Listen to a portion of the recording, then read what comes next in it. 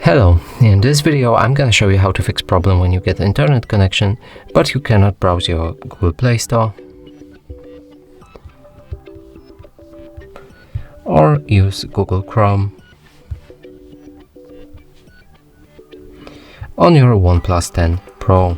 So in order to do that, we'll need to go to our settings, scroll down, find System Settings, Date and Time, and from here enable Set Time Automatically.